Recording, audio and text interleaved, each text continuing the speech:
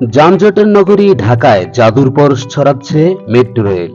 একসময় ঘন্টার পর ঘন্টা ঢাকার এক প্রান্ত থেকে অন্য প্রান্ত যেতে অপেক্ষা করা লাগতো। এখন অল্প সময়ে আধুনিক সিস্টেমে চলে যাওয়া যায় ঢাকার উত্তর থেকে দক্ষিণ প্রান্তে। মেট্রো রেলে কিভাবে ভ্রমণ করবেন, কেন ভ্রমণ করবেন, কি কি সুবিধা এবং অসুবিধা রয়েছে মেট্রো রেলে, সব বিস্তারিত আপনি জানতে পারবেন আমাদের আজকের ভিডিওতে। মেট্রো রেলে ভ্রমণ করতে হলে সর্বপ্রথম আপনাকে সিঁড়ি অথবা চলন্ত সিঁড়িতে উঠে পড়তে হবে দ্বিতীয় তলায়। দ্বিতীয় তলায় রয়েছে টিকিট কাউন্টার। স্বয়ংক্রিয় মেশিনে আপনি টিকিট কাটতে পারবেন। কম্পিউটারাইজড এই স্ক্রিন টাচ মোবাইলের স্ক্রিনের মতো। আপনি এইখানে বাংলায় সব ধরনের অপশন এবং ইংরেজিতেও পেয়ে যাবেন। আপনি কোথায় যেতে চাচ্ছেন সেই জায়গাকে এখানে ক্লিক করবেন।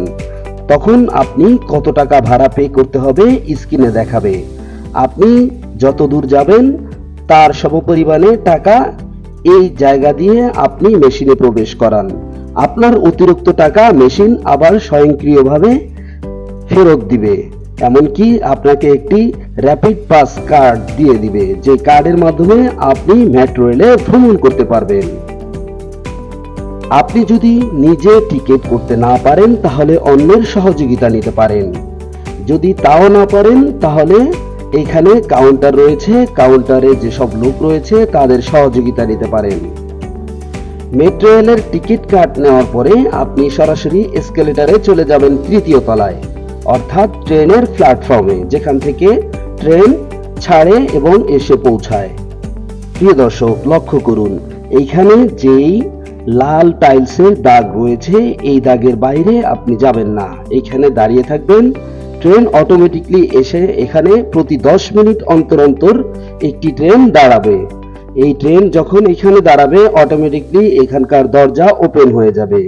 ওপেন হয়ে যাওয়ার পরে এইখানের যেই যাত্রী নামার তারা নেমে যাবে, এমনকি যারা ওঠার তারা এই গেট দিয়ে উঠে যাবেন।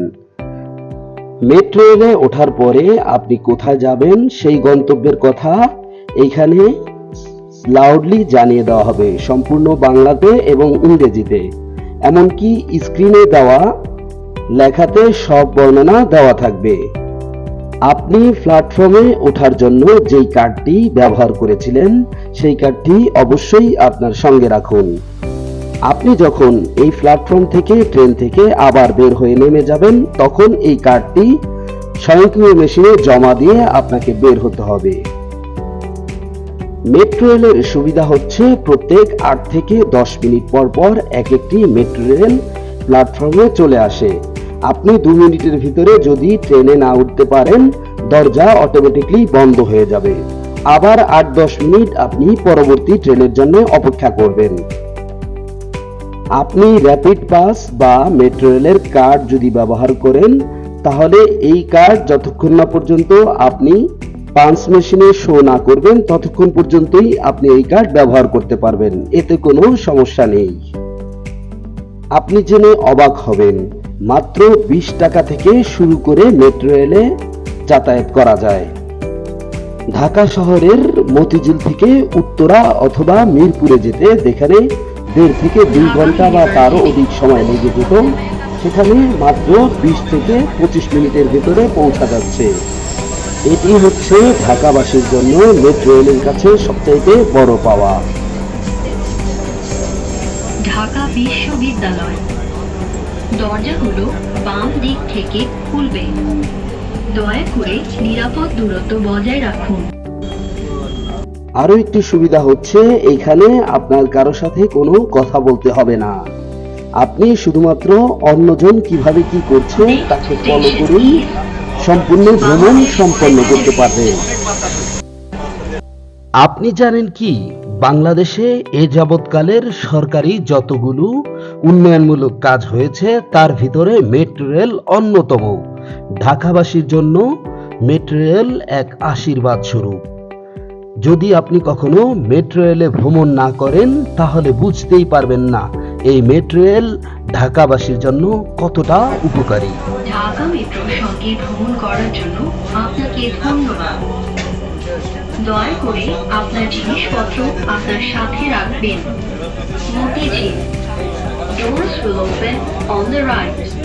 মেট্রো রেলে ভ্রমণ সত্যি আরামদায়ক, স্বস্তিদায়ক এবং কি সময় অনেকটা সাশ্রয়ী হয়। ঢাকার মতিঝিল থেকে উত্তরা দিয়াবাড়ি পর্যন্ত বর্তমানে মেট্রো রেল চালু রয়েছে। এছাড়া ঢাকা শহরের আর সব পয়েন্টগুলোতেও মেট্রো রেল দেওয়ার পরিকল্পনা চলছে। ধন্যবাদ সবাইকে সুন্দরের সাথে থাকার জন্য। যদি আমাদের ভিডিওগুলো আপনাদের ভালো লেগে থাকে তাহলে অবশ্যই এই ভালো লাগাগুলোকে চারিদিকে ছড়িয়ে দিবেন। ধন্যবাদ সবাইকে সুন্দরের সাথে থাকার জন্য।